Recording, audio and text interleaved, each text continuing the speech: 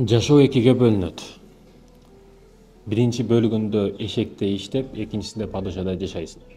Же тескерисинче, биринчи бөлүгүндө каалагандай жашайсың, падышадай жашайсың. Телефон чукулайсың, ошо кандай соцсеттер бар, ошолорго киресиң, каалаган нерсени көрөсүң, каалагандай жейсиң, каалагандай ичесиң, күлүп жыргап, баягы бийлей турган жерлерге барып, бийлеп, сайраңдап, тайраңдап жүрө бересиң.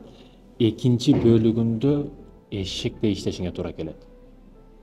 Ошол 35 жашты турган болсо 35тен аягы эшекте иштешиңе туура келет. Көп жаштар бүгүн үйлөнгөнгө чейин жыргап алат. Кыздар менен жүрүп калышым керек, ырахаттык кылып калышым керек, бойдокчулук учурум, түнү менен жүрүп калышым керек, каалагандай жүрүп нафстин эркине каалоону берип коет да. Өзүнүн каалоосунан кечип нафске каалоону берип коет. Ал учурда бул жигит өлөт, өспөйт. Ошондуктан тандоо өзүңдүн колуңда. Биринчи бөлүгүндө эшекте иштеп, ошол илим дагы алыш кыйын, оңой эмес. Китеп дагы окуш оңой эмес, кыйын. Бардык нерсе кыйын, жакшы нерселердин бардыгы кыйын. Ошол кыйындарга чыдап, сабыр кылып, өсөсүң. Ошол учурда эшекте иштешиң ошол этабың болуп эсептелет. Андан кийин падышадай ырахат алып жашайсың. Ырахат алып жашайсың. Чындыгында экинчи бөлүгү ырахат болот. Эгерде сен биринчи бөлүктө эшекте иштеп өткөрө турган болсоң.